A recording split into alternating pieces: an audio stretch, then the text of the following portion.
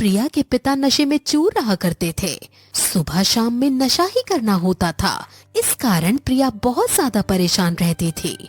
ऐसे ही एक दिन मनोज अपनी बेटी प्रिया से कहता है, प्रिया, जल्दी से मेरे लिए एक बोतल का इंतजाम कर। 4 बोतल वोडका, काम मेरा रोज का। ना मुझको कोई रोका, ना किसी ने रोका।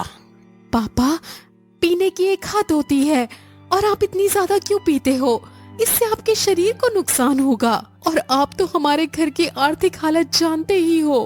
कल को अगर आपको कुछ हो जाता है तो हमारे पास इतने पैसे भी नहीं कि हम आपका इलाज करवा पाए। तू इलाज का छोड़, तू बस मेरे लिए बोतल का इंतजाम कर, अभी के अभी। अगर नहीं किया तेरी हड्डी पसली एक कर दूंगा मार मार के, समझी?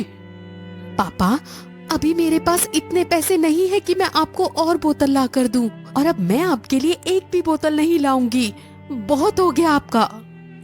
रुक तो, ऐसे नहीं मानेगी, तुझे अभी बताता हूँ। प्रिया की ये बात सुनकर मनोज को बहुत गुस्सा आता है और वे पास में रखा डंडा उठाकर प्रिया को मारने पीटने लगता है। प्रिया अपने आप को बहुत बचाने की कोशिश करती है, लेकिन वह खुद को बचाने में नाकामयाब रहती है और उसके सर पर बहुत सारी चोट लग जाती है और उसके सर से खून निकलने लगता है। तभी प्रिया के घर उसके गांव के एक एनजीओ की सविता देवी आती है और सविता प्रिया के सर का चोट देखकर उसे कहती है, अरे प्रिया, तुम्हारे सर पर इतनी सारी चोट कैसे आ गई? कितना सारा खून निकल रहा है, क्या हुआ? तुम्हें कैसे लगी है ये सब? कुछ नहीं दीदी, घर में सीढ़ियों से नीचे गिर गई काम करते करते, इसलिए मुझे ये चोट लग गई। सच में यही बात है या फिर तुम मुझसे कुछ छुपा रही हो? तुम मुझसे अपनी हर बात शेयर कर सकती हो। नहीं दीदी, ऐसी कोई बात नहीं है। सच में काम करते करते इन सीढ़ियों से नीचे गिर गई और मेरे सर पर चोट आ गई। सविता प्रिया को पास के ही अस्पताल ले जाती है और उसके सर पर मरहम पट्टी करवाकर उसे घर ले आती है।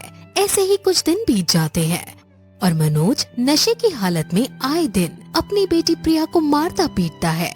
ऐसे ही एक दिन मनोज अपने घर पर अपने 2 दोस्तों को लेकर आता है और उनके साथ बैठकर नशा करता है। मनोज अपनी बेटी प्रिया को आवाज लगाते हुए कहता है, प्रिया, जरा गरम पकोड़े तल कर लेकर आ। हम सब के लिए जाम के साथ पकोड़े मिल जाए तो मजा ही कुछ और आता है।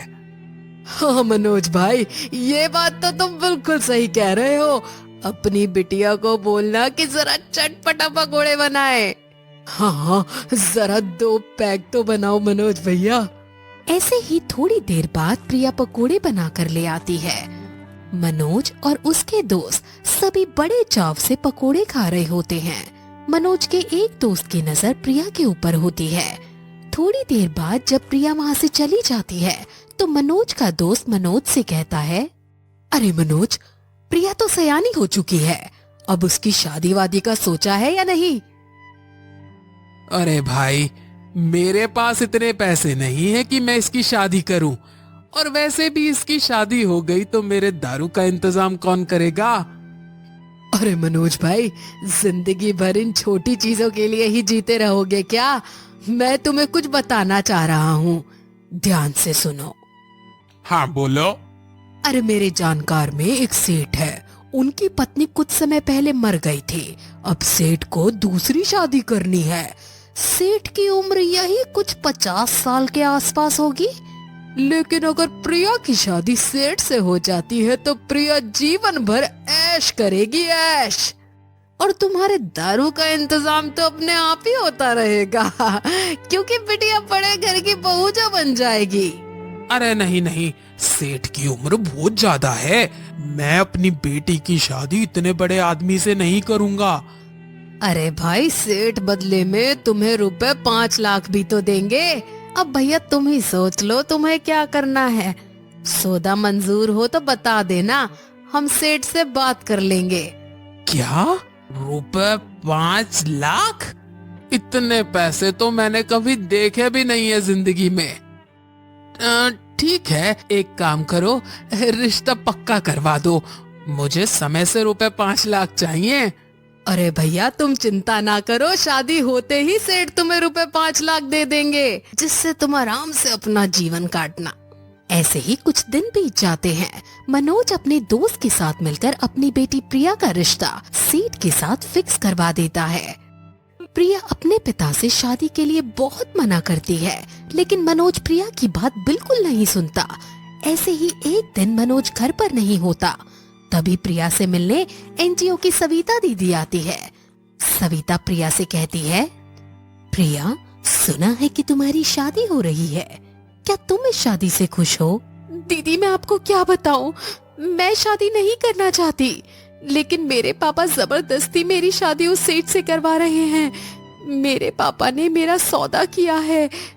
वे 50 साल का सेठ जो मेरे पिता की उम्र का है, मैं उससे कैसे शादी कर सकती हूँ? हाँ, और वैसे भी तुम्हारी अभी उम्र भी नहीं है शादी करने की, अभी तुम 16 साल की हो। लड़कियों की शादी करने की सही उम्र अब 21 वर्ष हो गई है। ये कानूनी जुर्म है और तुम इसके खिलाफ आवाज उठा सकती हो, और अगर आज आवाज नहीं उठाई तो जीवन भर तुम्हें पछताना ही पड़ेगा। दीदी मैं अपने पापा के खिलाफ कैसे आवाज उठा सकती हूँ? मुझे रहना तो उन्हीं के साथ है ना। मैं जानती हूँ, लेकिन क्या ये सोचा है तुमने, इन सब में तुम्हारे पापा भी मिले हुए हैं। अगर वे तुम्हारा सोचते तो तुम्हारी शादी कभी भी इतनी जल्दी नहीं करवाते, और 50 साल के इतने बड़े आदमी से तो कभी तुम्हारी शादी फिक्स नहीं करते। उन्हें तुमसे नहीं पैसों से मतलब है। मुझे समझ नहीं आ रहा कि मैं क्या करूं। तभी वहाँ मनोज आ जाता है और मनोज सविता और प्रिया की सारी बातें सुन लेता है। मनोज सविता के ऊपर बहुत ज्यादा गुस्सा होता है और वह सविता को वहाँ से भगा देता है, जिसके बाद मनोज प्रिया को मारता पीटता है। ऐसे ही शादी का दिन नजदीक आ जाता है और शादी वाले दिन मनोज प्रिया को जबरदस्ती शादी के मंडप तक लेकर जाता है। प्रिया बहुत रो रही होती है और वे रोते रोते सीट के बगल में मंडप के पास जाकर बैठ जाती है। पंडित फेरों की रस्मों को शुरू करवाते हैं।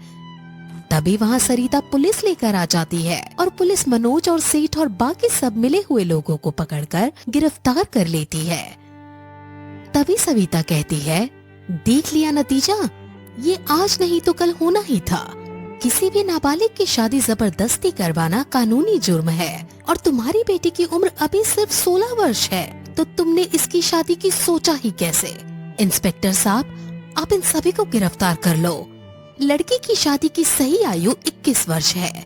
उन्हें पढ़ने दो, लिखने दो, अपनी जिंदगी जीने दो। ऐसे शादी करके उनके पैरों में बेड़ियां ना डालो। उन्हें भी जीने का हक है, अपने सपने सजोने का हक है। इस तरह उनके पंखों को ना कुतरो। जिसके बाद वहाँ खड़े सभी लोगों की नजरें शर्म से नीचे झुक जाती हैं।